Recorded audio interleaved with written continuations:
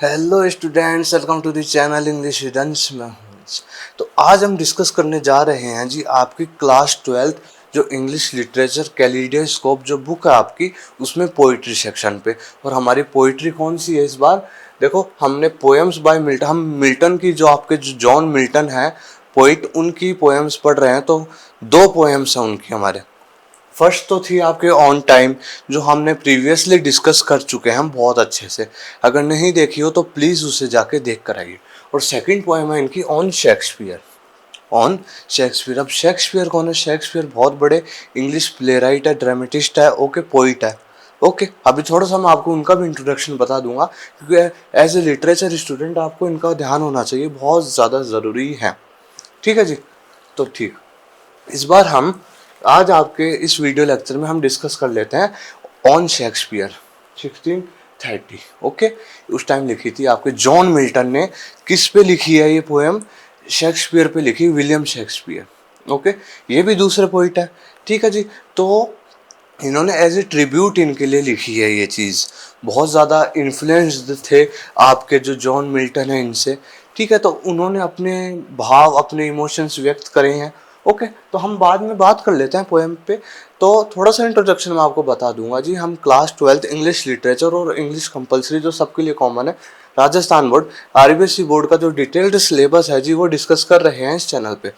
आपको प्लेलिस्ट के सेक्शन में आपको इंग्लिश कंपलसरी की भी प्लेलिस्ट मिल जाएगी, जिसमें आपके फ्लेमिंगो बहुत अच्छे से मैंने चैप्टर समझाए हैं उसको, और फिर उनके इंपॉर्टेंट क्वेश्चन आंसर्स। ओके, तो हम इंग्लिश कंपलसरी का भी जो detailed syllabus according to our latest syllabus, वो हम डिस्कस कर रहे हैं इस चैनल पर।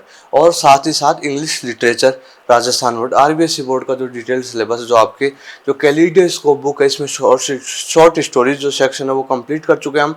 देन आपके जो नॉन फिक्शन है वो कंप्लीट कर चुके हैं हम with question answers. Drama section है वो कंप्लीट कर चुके हैं। पोइट्री सेक्शन चल रहा है अब अपना। ठीक है जी। देन हम इसके बाद आपको लिटरेरी टर्म्स भी मिल जाएंगे आपको इस चैनल पे, बहुत अच्छे तरीके से करवा रखे हैं मैंने। आप उसको उसी तरीके से तैयार कीजिएगा, बहुत अच्छे से समझाए हैं मैंने। आप लिखेंगे बोर्ड में भी उसी तरीके से लिख के आइएगा, आपके 6 मार्क्स कहीं नहीं जाएंगे। ठीक है, तो जैसे ही हमारी बुक कंप्लीट होती है, ये जैसे ही हमारा पोइट्री सेक्शन कंप्लीट होता है, हम बात करेंगे आपके नॉवल पे। आपका नॉवल है टाइगर फॉर मारगुली, ठीक है, बाय आर.के. नारायण। ठीक है जी। तो उस पर बात करेंगे, उसको मैं आपको डिटेल्ड समराइज करूंगा, देन उसके इंपॉर्टेंट क्वेश्चन आंसर्स पे बात करेंगे। तो अगर आप नए हैं तो आज इस चैनल से जुड़ जाए, क्योंकि आपके लिए बहुत ज़्यादा बेनिफिशियल होने वाला है। ठीक है जी। देखो, ऑन शेक्सपियर, पहली बात तो एक चीज़ नोटिस करोगे कि आप शेक्सपियर की मीनिंग में आपके जॉन मिल्टन ने एंड में ई नहीं लगाया। ठीक है, इनके अगर एक्यूरेट मीनिंग थी एस एच ए के S P E A R E, ये होती है एग्जैक्ट, लेकिन उन्होंने एंड में ई नहीं लगाया। ओके, कोई बात नहीं। पहले जो ओल्ड इंग्लिश जब लिखते थे जब पोइट, तो बहुत सारे ओल्ड फैशन वर्ड्स होते थे वगैरह वगैरह, सारी चीज़ें हैं। ये आप हिस्ट्री पढ़ोगे तब समझ आएगी आपको। ठीक है जी। तो अभी हम बात कर लेते हैं, तो मैं आपको थोड़ा सा इंट्रोडक्शन बता दूँ जी, आपको शेक्सपियर का बता देते हैं। चलो, ओके, थोड़ा सा तो विलियम शेक्सपियर का बताना ज़रूरी है आपको, इसलिए मैं आपको थोड़ा सा बता रहा हूँ। विलियम शेक्सपियर, देखो हमारी जो पोएम है जी, वो शेक्सपियर पर ही है। इतना आपको जानने की, देखो शेक्सपियर, ठीक है, बहुत बड़े इंग्लिश ड्रामेटिस्ट है। ओके, इनका जो ड्यूरेशन था जी, यही था 1564 से 1660। ठीक है, ये इनका ड्यूरेशन था जी। और बहुत बड़े, देखो, एक्टर भी रहे हैं, पोइट, ओके, प्ले राइट या ड्रामेटिस्ट, दोनों में से कुछ भी कह दो, प्ले राइट। ठीक है जी। बहुत इंग्लिश जो फेमस पोइट्स थे आपके, उन्होंने बहुत ज़्यादा क्रिटिसिज्म भी करा इनके ऊपर, इनकी प्रेज, प्रशंसा भी करी, बहुत सारी चीज़ें हैं जी। देखो, है ना, इन्होंने 37 प्लेज लिखे जी। इन्होंने 37 प्लेज लिखे, प्लेज ड्रामा, ओके, और 154 सोनेट्स। सोनेट्स 14 लाइंस की जो पोएम होती है ना, उसको कहते हैं जी। ठीक है, फेमस है, बहुत ज़्यादा सोनेट्स लिखे इन्होंने। 37 प्लेज आप पढ़कर आ चुके हो इनके बारे में 11th क्लास में आपके ड्रामा था जूलियस सीजर, वो आपके विलियम शेक्सपियर साहब ने ही लिखा है, ठीक है। तो बहुत फेमस व्यक्ति हैं ये। इनके कुछ फेमस, जैसे आपको मैं आपको उदाहरण दूं, ऐसे बता दूं, चलो 2-3 लिख देता हूँ, बाकी बता दूं। जैसे आप आगे जब पढ़ोगे, आप कॉलेज में आओगे, तब आपको मिलेगा एज यू लाइक इट, ये इनका ड्रामा है जी, प्ले है इनका, ठीक है। The merchant of Venice, okay. Romeo and Juliet, बहुत बड़ी रोमांटिक ट्रेजेडी आपकी सुनी हुई होगी, सुनी हुई है ना जी, जी। और भी आपको ध्यान होंगे, आपके जूलियस सीजर आपके 11th क्लास में पढ़कर आए हो, आप पढ़कर आए हो ना जी जूलियस सीजर, अभी 11th क्लास में द गाइड और जूलियस सीजर इन्हीं का है ये, ओके। सोनेट्स में इनकी फेमस, आपके बुक में भी थी, आपकी जो वुमन वर्ड जो आपकी 11th क्लास की बुक है, उसमें एक सोनेट थी इनकी, बहुत फेमस सोनेट है वो, सोनेट 16 है शायद वो, let me not to the marriage of true minds. जी आप सोच रहे होंगे कि हम थोड़ा सा, तो मैं आपको ये एक्स्ट्रा नॉलेज के लिए बता रहा हूँ जी, बाकी आप आगे जाके इनको पढ़ना ही पड़ेगा आपको, कोई आपके सिलेबस में ये होंगे जी, ओके। बहुत एज यू लाइक इट है, द मर्चेंट ऑफ वेनिस है, all is well that's ends well, इनके फेमस कोटेशंस भी बहुत इनके प्लेस से उठाए जाते हैं। जैसे इनकी पोएम आप पढ़ लेना, आपके अनसीन पोएम भी आती है ना, इस 7 एजेस ऑफ मैन जी। बेसिकली ये जो पोएम है, ये जो एज यू लाइक इट में एक ड्रामेटिक मोनोलॉग था, जैक्स नाम का करेक्टर था, उसने दिया था, ठीक है, वो बोल रहा था, तो एज ए पोएम इसको बहुत ज़्यादा मशहूर हो गया ये जो एक तरीके से स्टैंजा, तो इसको एज ए पोएम भी पढ़ रहे हैं, ठीक है। The 7 ages of man, okay. तो बहुत सारे लाइक कंपेयर दी वगैरह वगैरह, रिमेम्बरेंस, बहुत सारी इनकी पोइट्रीज हैं, ठीक है जी। तो और इनके फेमस प्लेस भी खूब सारे हैं, रोमियो एंड जूलियट है, Julius Caesar, merchant of Venice, as you like it है, ओके, लव लेबर्स लॉस्ट है, all is well that's ends well, okay. बहुत सारे हैं ऐसे, तो मैंने बताया ना 37 प्लेस है, हैमलेट है, और आपने मैकबेथ है, बहुत सारी हैं, तो आपको इनका थोड़ा सा इंट्रोडक्शन मैंने बताया, ठीक है जी। और बहुत ज़्यादा कभी आप हम इन पे सेपरेटली बात कर लेंगे अच्छे से, बार्ड ऑफ एवन कहा जाता है जी उन्हें। चलो हम पहले बात कर लेते हैं, देखो greatest English play right poet, ठीक है, बार्ड ऑफ एवन, बार्ड यानी पोइट होता है जी, एवन क्षेत्र था यहाँ जहाँ ये जन्मे थे, इस वजह से, ठीक है। देखो रोट 37 प्लेस, 154 सोनेट्स, ठीक है, contributed a lot to English literature, बहुत ज़्यादा कंट्रीब्यूट किया है, बहुत ज़्यादा राइटिंग्स लिखी है, बहुत सारे फेमस पोइट्स ने इनके बारे में इनकी आलोचना भी करी है और इनकी प्रेज अप्रिसिएशन भी करा है, ठीक है जी। The best tribute to Shakespeare, अब देखो इस पोएम से हमको क्या, एक जॉन मिल्टन एक तरीके से हमको क्या कहना चाह रहे हैं कि देखो शेक्सपियर के लिए एक अच्छी ट्रिब्यूट क्या होगी, हम उनको क्या श्रद्धांजलि दे सकते हैं जी। देखो the best tribute to Shakespeare is to follow him and read his works sincerely, हम उनको उनके जो जो प्रिंसिपल्स थे, लाइफ के सिद्धांत थे, उनको फॉलो करना चाहिए, उनकी बुक्स है उनको रीड करना चाहिए sincerely, by heart, okay. He gives inspiration from his works, और हर एक वर्क से अपने को बहुत ज़्यादा कुछ चीज़ें सीखने को मिलती है जी इनके। ही covers all human feelings, emotions, character and hardships and other aspects in his writings. भाई देखो शेक्सपियर की राइटिंग में अपने को बहुत ज़्यादा ह्यूमन फीलिंग्स, इमोशंस, अलग अलग तरीके की ह्यूमन लाइफ में जो जो घटनाएं घटित होती है ना जी, वो सारी चीज़ें आपको इसमें मिल जाएगी जी, ठीक है।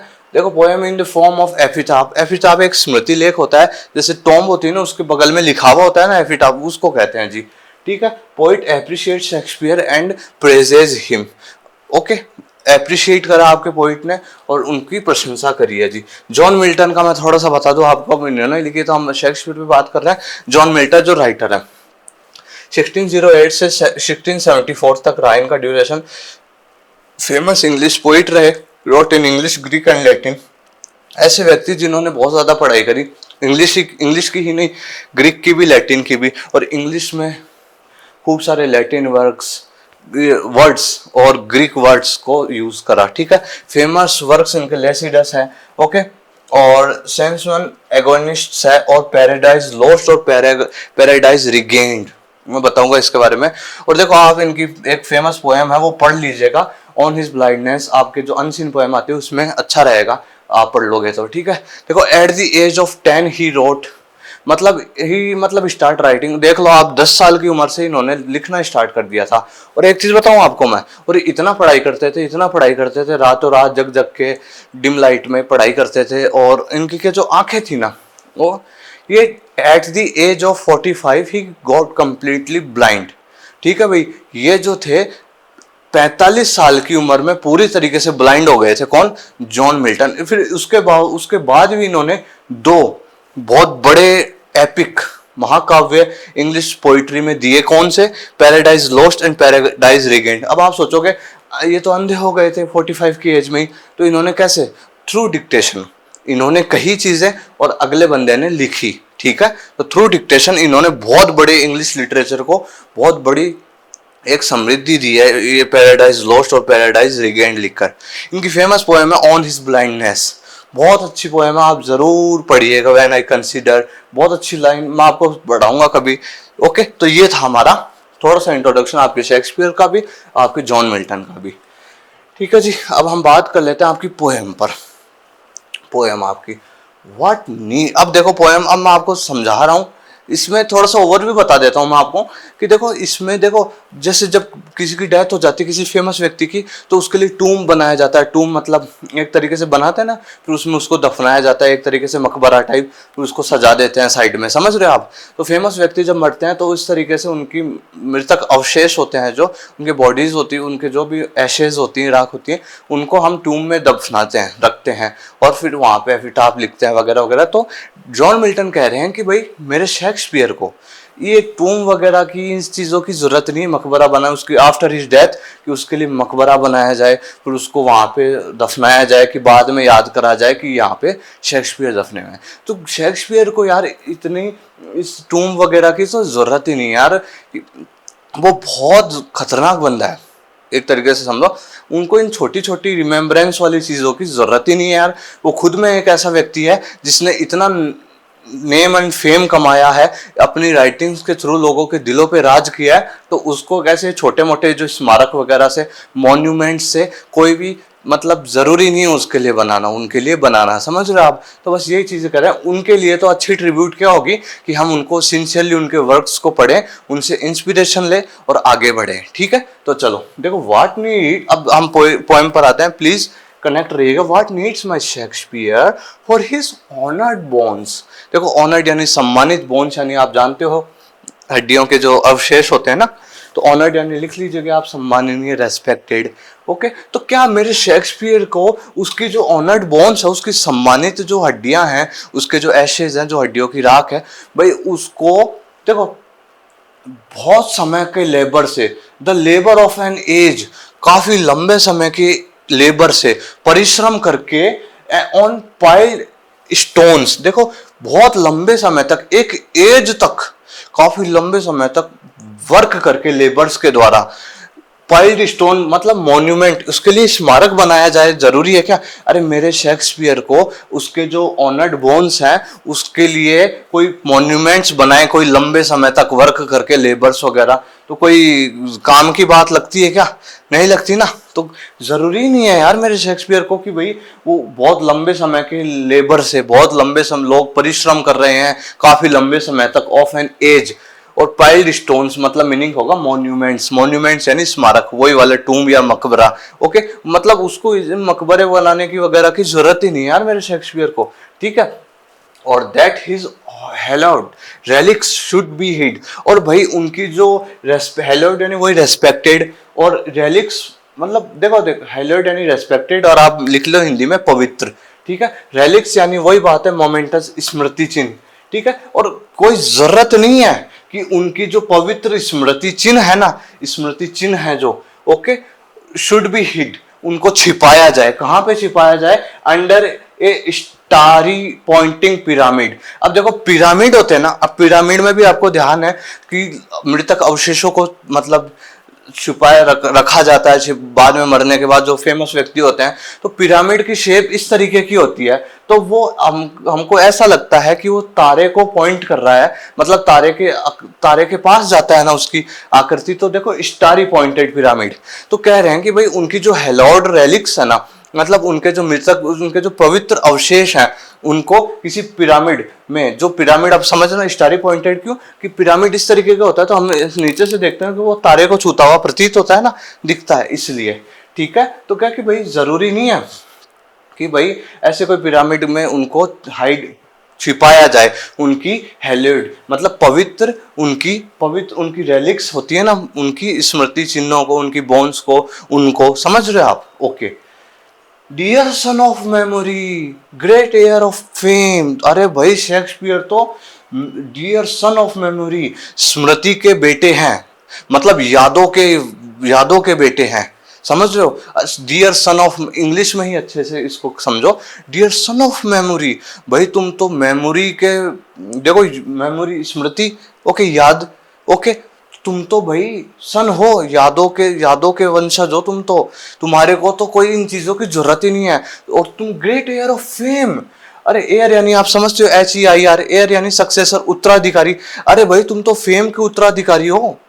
उत्तराधिकारी मतलब जैसे कोई पोजेस्ड हो जाता है ना, मतलब एक तरीके से समझे कि अभी फादर है, फिर उसके बाद में उत्तराधिकारी कौन हो जाता है? उनका बेटा हो जाता है, समझ रहे हो? इसी तरीके से जब जैसे राजवंशों में होता था कि पहले ऐसे होते थे, फिर उनका जो राजकुमार होता था वो उत्तराधिकारी हो जा। अरे भाई तुम तो great heir of fame name and fame, अरे तुम तो प्रसिद्धि के उत्तराधिकारी हो, तुम्हारी तो इतना नेम एंड फेम कमाया है तुमने, तुम तो नेम एंड फेम के उत्तराधिकारी हो, तुम्हारे तो हाथों में, तुम्हारे तो आसपास भटकती है ये चीजें, तुम तो सन ऑफ मेमोरी हो, तुम्हारे को तो याद करा जाता है लोगों के द्वारा, तुम तो डियर सन ऑफ मेमोरी हो, ग्रेट एयर ऑफ फेम हो, तुम तो नेम एंड फेम के उत्तराधिकारी हो, तुम्हारे पास ही है नेम एंड फेम। ये कह रहे हैं आपके पोइट, किनको? शेक्सपियर जी को। ठीक है, व्हाट नीडेस्ट दो यानी पहले देखो डाई, दो, दाइन वगैरह, तो उस टाइम ये आर्केइक वर्ड्स होते हैं। पहले ओल्ड इंग्लिश पीरियड में यू को, योवर को, दाई, दो, दी ऐसे लिखा जाता था। ठीक है, तो व्हाट नीडेस्ट क्या जरूरत है? दो, योवर, such weak witness of thy name. अरे भाई तुम्हारे नेम को आगे बढ़ाने के लिए, या तुम्हारे को रिमेम्बरेंस रखने के लिए, तुम्हारे को रिमेम्बर रखने के लिए, तुम्हारी रिमेम्बरेंस के लिए, अरे ये छोटे मोटे ये नीडेस्ट दो सच वीक विटनेस। अरे विटनेस यानी प्रत्याशी, मतलब प्रत्यक्षदर्शी, मतलब अरे भाई ये मॉन्यूमेंट्स और वीक विटनेस, मतलब आप समझिएगा ये वही चीजें होती है, monuments and tombs. Okay, Tom, मकबरे। अरे भाई तुम्हारे क्या जरूरत है, तुम इतने ज्यादा महान हो, तुम dear son of memory, great heir of fame हो तुम तो तुम्हारे को एक छोटे मोटे टूम बना देने से, मकबरा बना देने से तुम्हारे को क्या विटनेस, क्या इससे तुम्हारा नाम रिमेम्बरेंस होगा क्या? ये वीक विटनेस है तो तुम्हारे आगे, ये तो बहुत छोटी चीजें हैं तुम्हारे आगे, समझ गए? Dove in your wonder and astonishment. देखो वंडर यानी आप समझते हो आश्चर्य, एस्टोनिशमेंट भी आप समझते हो सरप्राइज, आश्चर्यचकित। Okay, heist built thyself a livelong monument। अब भाई पोइट कह रहे हैं, जॉन मिल्टन कह रहे हैं कि तुमने तो भाई बहुत खतरनाक क्या बना लिया खुद। देखो दाई सेल्फ यानी योर सेल्फ। अरे भाई पहले देखो, हम पहले नीचे वाली लाइन का मीनिंग समझेंगे फिर ऊपर आएंगे। देखो हैश बिल्ट, हैस्ट यानी पहले हैव को हैस्ट लिखते थे, ठीक है जी, तो have built thy self A live long monument. अरे भाई शेक्सपियर आपने तो खुद ने ही योर सेल्फ, खुद के लिए एक लिव लॉन्ग मॉन्यूमेंट, एक स्मारक बना चुके हो आप तो, जिसको देखकर वंडर फील होता है लोगों को, एस्टोनिशमेंट, लोग सरप्राइज होते हैं, आश्चर्यचकित होते हैं। आ गया समझ में कि भाई शेक्सपियर ये छोटे मोटे वीक वीकनेस, तुम्हारे टूम मकबरे वगैरह, मकबरे बनाना, टूम बनाना आपके लिए तो छोटी मोटी चीजें हैं, ये आपके सामने क्या चीजें हैं? अरे भाई आपने तो खुद ने ही इतने अच्छे अच्छे वर्क्स लिखे हैं, इतने फेमस व्यक्ति हो आप, इतने आपको रिमेम्बर करा जाता है हर लोगों के द्वारा, लिटरेचर के स्टूडेंट्स आपको हर टाइम पढ़ते रहते हैं, तो भाई आपने तो लोगों के दिलों में ऑलरेडी ही क्या बना रखा है, एक लिव लॉन्ग मॉन्यूमेंट। आपने तो ऑलरेडी ही एक मॉन्यूमेंट, एक स्मारक बना रखा है लोगों के दिलों में, और जिसको सोचकर लोग वंडर फील करते हैं कि यार इतना शानदार राइटर हो सकता है क्या कोई। एस्टोनिशमेंट, सरप्राइज फील होते हैं, आश्चर्यचकित हो जाते हैं, यार क्या बात है भाई, क्या लिखा है, समझ रहे हो। तो आपने तो दाई सेल्फ ए लिव लॉन्ग मॉन्यूमेंट, आपने तो अपने आप ही एक लिव लॉन्ग मॉन्यूमेंट बना चुके हो आप जी। आप कोई वीक विटनेस की जरूरत नहीं है जी, समझ रहे हो। ओके, अब चलो फॉर वाइलिस्ट, वाइलिस्ट यानी वाइल, वाइल ओके, आज का टाइम का वाइल के दौरान। For whilst to the shame of slow endeavouring art. Endeavouring art यानी देखो, एंडेवरिंग आर्ट होती है भवन, जब हम कोई बनाते हैं ना, भवन वगैरह निर्माण करते हैं, तो उस आर्ट को कहते हैं एंडेवरिंग आर्ट। लेकिन यहाँ पे कुछ दूसरा मीनिंग है। देखो देखो देखो, एंडेवरिंग यानी होता है कुछ नया करने का प्रयास करना, ठीक है। और आप लिख लीजिए भवन निर्माण कला, और तीसरा मीनिंग लिख लीजिए ट्राई वेरी हार्ड। अब सुनना, मैं बताता हूं आपको इसका मीनिंग। देखो, अरे भाई जो और पॉइंट है ना, वो तो टू दाई शेम, भाई वो भी आपके बराबर आने के लिए भाई एंडेवरिंग, ट्राई वेरी हार्ड। अरे भाई वो आपकी आर्ट है ना, जो आर्ट क्या है, उनकी लेखन कला है। तो और जो राइटर है वो आपके बराबर आने के लिए एंडेवरिंग, भाई ट्राई वेरी हार्ड, वो बहुत हार्ड ट्राई कर रहे हैं, एफर्ट डाल रहे हैं, लेकिन फिर भी वो स्लो हैं। वो आपके पास, आपके जितना लेवल तक वो आ ही नहीं पा रहे हैं, आपकी आर्ट के लेवल तक कोई आ ही नहीं पा रहा है जी। और आपने तो इतनी the easy number flow and that each heart, okay. अरे भैया आपने तो इतना इजी वे में इतने लेवल पे पहुंच गए आप, और लोग तो इतना हार्ड हार्ड एफर्ट डाल डाल के भी नहीं पहुंच पा रहे हैं। द इजी नंबर फ्लो, और आप तो फ्लो में इजीली ही आप इतने महान बन चुके हो आपकी राइटिंग्स के through, okay. And that each heart, और आप हर एक दिलों में राज करते हो, आप हर एक दिल के अंदर हो। अब लिटरेचर के स्टूडेंट्स होंगे, लिटरेचर वाले जो भी व्यक्ति हैं भाई, उनके तो दिलों में है जी। और अदरवाइज और लोग भी हैं जिनको पढ़ने लिखने का शौक है, उनके दिलों में भी है जी, ठीक है। देखो हैथ यानी have, from the leaves of the unvalued books. Unvalued books यानी लिख लीजिए अमूल्य रचनाएं। भाई आपकी जो अमूल्य रचनाएं है ना, जिनका तो मूल्य ही नहीं है भाई कोई। सोचो इतनी इंपॉर्टेंट, इतनी प्रीशियस बुक्स है आपकी, अनवैल्यूड बुक्स यानी लिखो अमूल्य रचनाएं। भाई आपकी राइटिंग्स इतनी अमूल्य हैं, इतनी अनमोल हैं कि लोग उनके जो लीव्स यानी यहाँ पे लिखो पेजेस, जैसे पेज होता है ना, पेज कॉपी का पेज, वैसे तो आप लीव्स यानी पत्तियां होती है, लेकिन यहाँ पे है पेज, ओके। तो देखो उसमें से जो लोग हैं ना, आपकी राइटिंग्स पढ़ते हैं, वंडर फील करते हैं, और उसमें से जो पेजेस होते हैं ना, उनको निकालते हैं।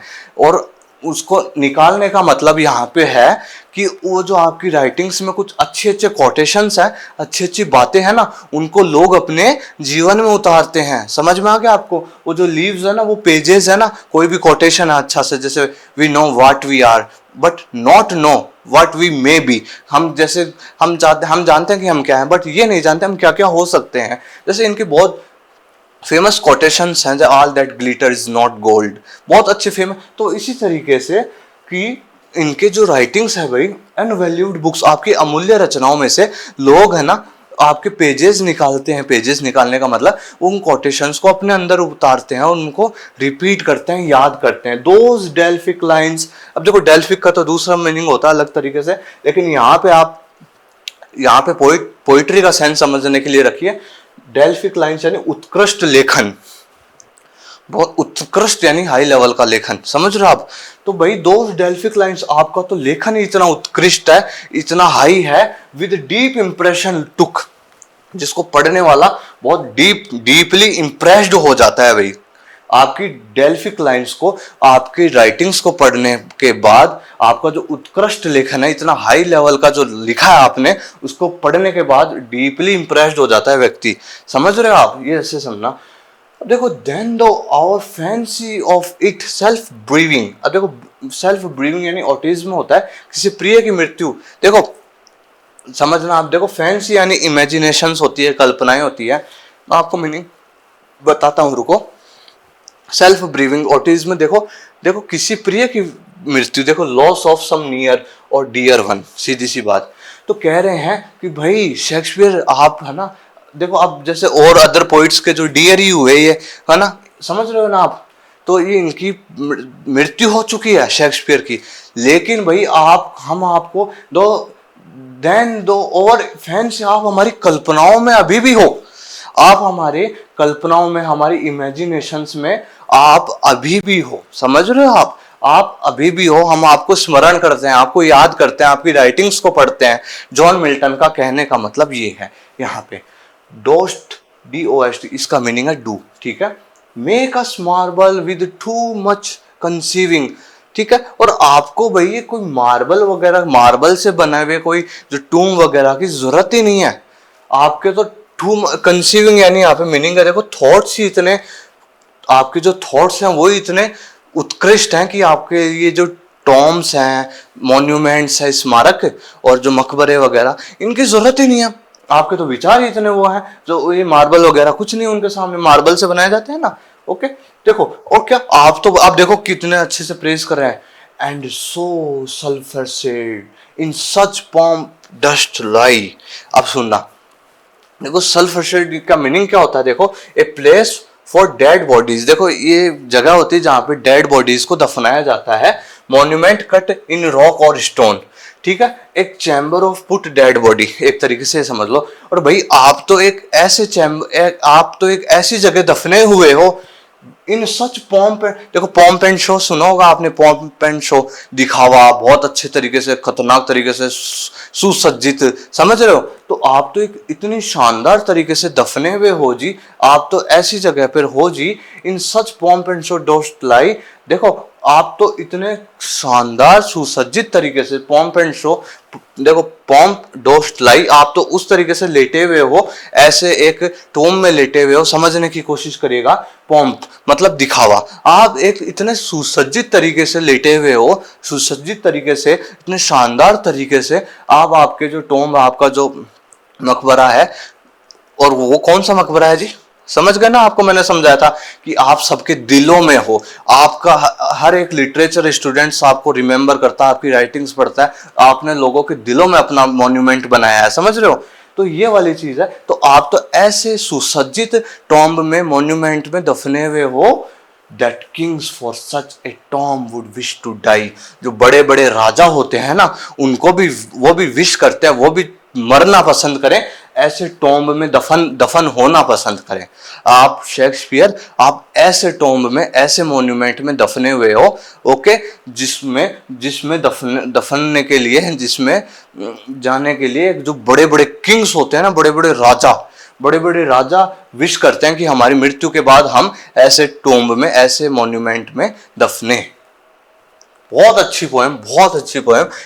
आपके जो जॉन मिल्टन है, उन्होंने ट्रिब्यूट दी है शेक्सपियर जी को, आप अपनी राइटिंग्स के थ्रू, बहुत अच्छी आपको समझ आ गई होगी। मैं होप करता हूँ आपको आज ये जो पोएम है बहुत अच्छे से मैंने समझाई, और मैं होप करता हूँ आपको आज ये पोएम बहुत अच्छे से समझ आ गई होगी। आपको थोड़ा सा कनेक्टिविटी नहीं हो पाती थी इस पोएम में, लेकिन आज आपको ये जो पोएम है बहुत अच्छे से समझ आई है। मुझे पूरा फुली कॉन्फिडेंट हूँ कि मैं अलग तरीके से पढ़ाता हूँ, अलग तरीके से चीज़ें कनेक्ट करके बताता हूँ, जिससे हर एक बच्चा, हर एक लेवल का बच्चा चीज़ों को अंडरस्टैंड कर सके, समझ सके। तो होप करता हूँ। और मॉन्यूमेंट उनका कौन है, क्या है, आप क्योंकि शेक्सपियर देखो, रिमेंबर, देखो आज भी हम उनको पढ़ रहे हैं, आगे आप लिटरेचर पढ़ोगे तो आपको पढ़ना ही पड़ेगा उनको बहुत अच्छे से। उनकी जो जो राइटिंग्स हमारे सिलेबस में इंक्लूड होती हैं जी, हो ही नहीं सकता, ठीक है। तो बहुत बड़े आपके राइटर हैं, तो एक बहुत बड़े राइटर ने दूसरे बड़े राइटर पे लिखा है, सोच के देखो कितनी बड़ी बात होती है। वरना आपको ध्यान है, राइटर्स एक दूसरे के बारे में ज्यादा लिखते नहीं है,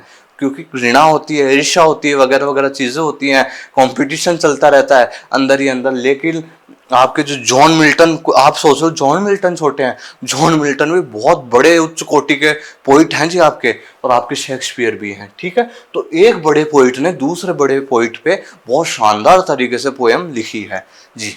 मैं होप करता हूं आपको बहुत अच्छे से समझ आ गया होगा। तो बेस्ट ट्रिब्यूट अपने शेक्सपियर जी के लिए क्या है कि हम उनको, और देखो जी आप एक बार प्लीज इसको, मैंने जैसे जैसे पढ़ाया, आप प्लीज ध्यान देकर अटेंटिवली एक बार और अच्छे से समझिएगा कि मैं किस तरीके से आपको बताना चाह रहा हूँ, समझाना चाह रहा हूँ। आपको ये जो पोएम है ना, फिर आपको 1% भी डाउट नहीं रहेगा। ठीक है जी। तो बेस्ट ट्रिब्यूट क्या है अपने शेक्सपियर जी के लिए? उनके लिए यही है कि हम उनको रीड करें अच्छे से, उनकी राइटिंग्स को पढ़ें, उनको स्मरण करें, उनको याद करें, और उनकी जो राइटिंग्स में से अच्छी अच्छी बातें हैं उनको अपने जीवन में उतारें। तो होप करता हूँ आपको ये जो पोएम है बहुत अच्छे से समझ आ गई होगी। तो आपको प्लीज़ एक बार फिर से इसको मैंने जिस तरीके से पढ़ाया उसको वापस एक बार देख लीजिएगा। आपको किसी भी लाइन में, किसी भी सेंटेंस में, किसी भी मीनिंग में आपको डाउट नहीं रहेगा जी। ठीक है जी।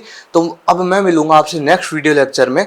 ओके, हमारी जो नेक्स्ट पोइट्री है पोएम्स बाय विलियम ब्लेक की, ओके, उसमें हम बात करेंगे। तो कोई भी डाउट हो, कोई भी क्यूरी हो, आप कमेंट सेक्शन में मुझसे आस्क कर लीजिएगा। कोई भी दिक्कत नहीं आएगी आपको 1% भी। ठीक है, ओके। तो अब मैं मिलूंगा आपसे नेक्स्ट वीडियो लेक्चर में। बने रहिए मेरे साथ। Thank you very much.